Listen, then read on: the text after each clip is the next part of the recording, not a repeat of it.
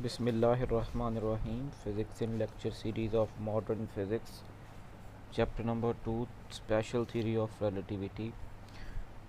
हम जो modern physics में chapter number 2 special theory of relativity को डिस्कस कर रहे हैं।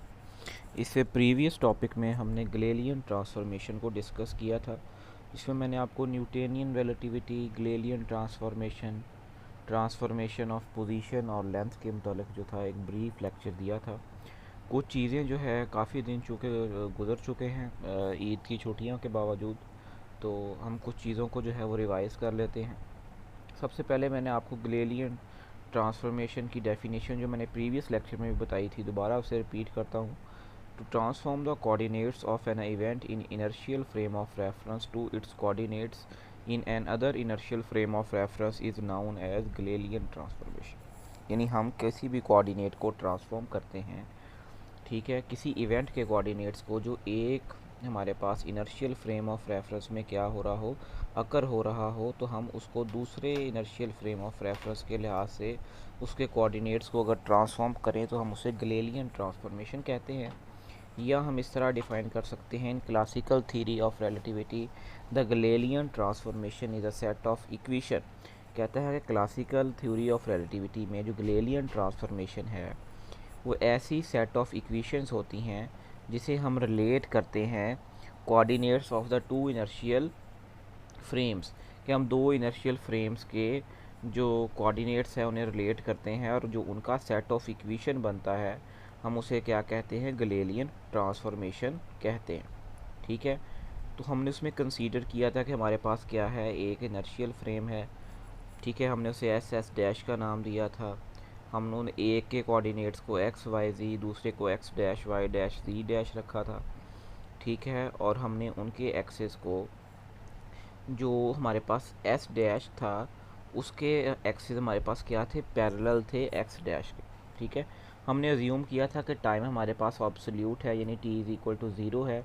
तो हमारे पास जो region of frame of S यानी ओ जो है वो कॉन्साइड्स करता है region of frame of S dash यानी ओ डैश से। तो हमारे पास ऑल एक्सिस जो क्या है वो ओवरलैप्ड हैं, both the frames have identical and synchronized clock as shown in figure. तो हमने उसकी एक फ़िगर बनाई थी। ठीक है, तो उसमें वो सिंक्रोनाइज्ड थे। क्या है, at the time t is equal t dash the frame S dash is suppose to move a uniform velocity. तो हमने कहा था कि ये यूनिफॉर्म वेलोसिटी से एक्स एक्सिस की तरफ क्या करता है, मूव करता है। तो वहाँ पर एक इवेंट हो रहा है जिसको हमने दोनों एक्सिस के लिहाज से क्या किया था, ट्रांसफॉर्म करने की कोशिश की, जिसमें हमने एक्स डैश जो कोऑर्डिनेट निकाला था उसकी वैल्यू थी x minus v t, y dash की वैल्यू जो कि सिमिलर थी तो वाई की इक्वल आ गया, जेड डैश की वैल्यू जी के इक्वल थी तो सिमिलर जी के इक्वल आ गया, और टी डैश की इक्वल हमारे पास क्या थी, टी के इक्वल, जिसे हमने आइडेंटिकल क्लॉक्स कहा था। ठीक है, कहता है according to Galilean transformation time is absolute. तो हमने देखा है कि t dash is equal t के इक्वल है, तो टाइम क्या है, ऑब्सोल्यूट है। फिर हमने इसी तरह ही लेंथ की गैलीलियन इनवेरियंस को चेक किया था। ठीक है, हमने x dash is equal x minus v t, x one dash is equal x one minus v t, x two dash is equal to x two minus v t किया था। हमने इन दोनों को क्या किया था, डिफरेंस लिया था। तो हमारे पास डिफरेंस जो था वो x two minus x one के इक्वल आया था, जिसे हमने l dash is equal to l के इक्वल रखा था। तो हम कह सकते हैं कि लेंथ हमारे पास क्या है, इनवेरिएंट है। कहता है instead of road of length l if there are two points in the space and we are interested to measure the distance between those points. कहता है कि हमारे पास एक रॉड है जिसकी लंबाई लेंथ एल है, हम उसके दो पॉइंट्स जो कि स्पेस में हैं उनका क्या करना चाहते हैं, डिस्टेंस मेजर करना चाहते हैं। तो हम क्या करेंगे, then the space distance between the two points will also be absolute under the Galilean transformation.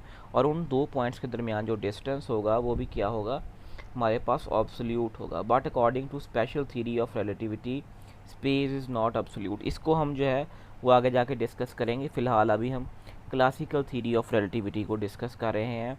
आपने पढ़ा था कि हमारे पास टाइम जो है और स्पेस जो क्या है वो एब्सोल्यूट नहीं है in special theory of relativity.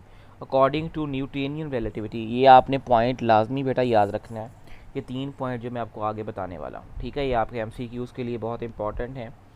कहता है कि क्लासिकल जो रिलेटिविटी है उसमें हमारे पास लेंथ भी ऑब्सोल्यूट होती है, यानी लेंथ इनवेरिएंट होती है अंडर द गैलीलियन ट्रांसफॉर्मेशन, यानी एल डैश हमारे पास किसकी इक्वल आता है, एल के।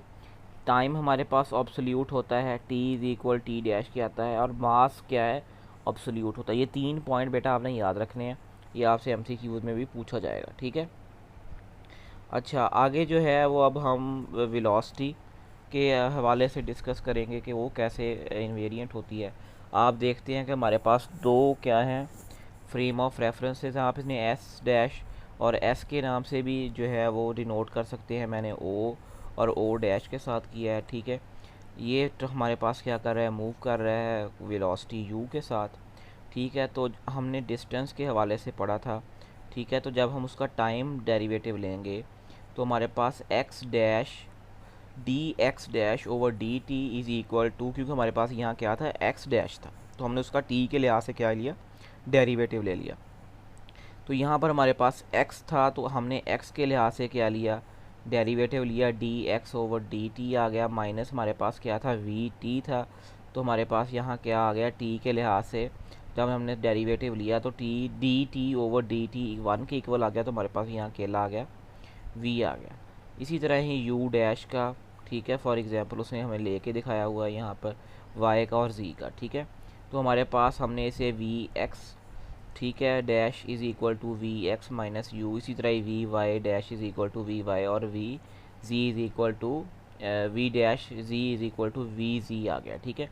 तो हमारे पास ये क्या आ गया, वेलोसिटी की हमारे पास क्या आ गई, गैलीलियन ट्रांसफॉर्मेशन जो है वो हमारे पास आ गई, ठीक है। आगे इसी तरह ही सिमिलर हमारे पास किसकी आ जाएगी, सिमिलर हमारे पास आ जाएगी एक्सेलरेशन की।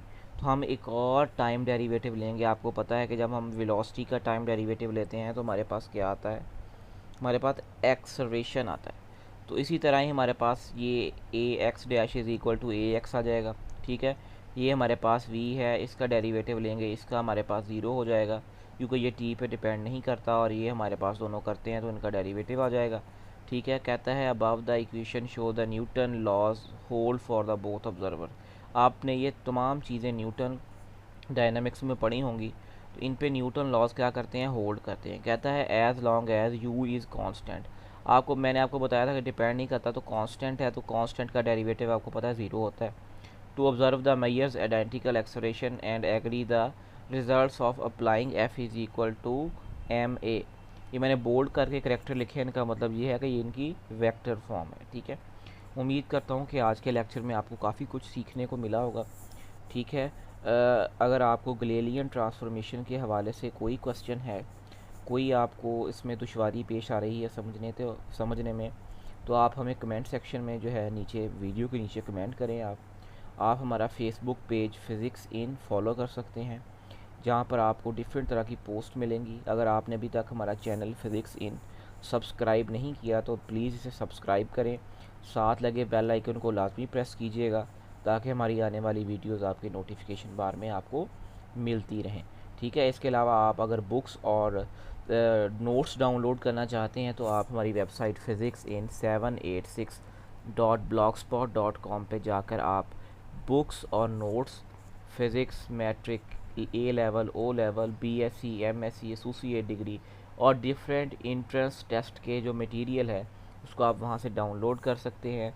इसके अलावा PPSC एग्ज़ाम की प्रिपरेशन के लिए वहाँ पर बुक्स मौजूद हैं। इसके अलावा आप हमारे फेसबुक पेज पे जाएंगे तो आपको काफ़ी मटेरियल वहाँ से भी मिल जाएगा, ठीक है। तो ये सारी चीज़ें आपके लिए हेल्पफुल हैं, तो आप भी हमारे चैनल को जो है वो ज़्यादा से ज़्यादा ग्रो करवाएँ, इसे शेयर करें लोगों के साथ ताकि और भी लोग जो है वो इससे इस्तिफ़ादा हासिल कर सके, मुस्तफ़ीद हो सके, ठीक है। अल्लाह ताला आपका हामी नासिर हो। अल्लाह हाफ़िज़।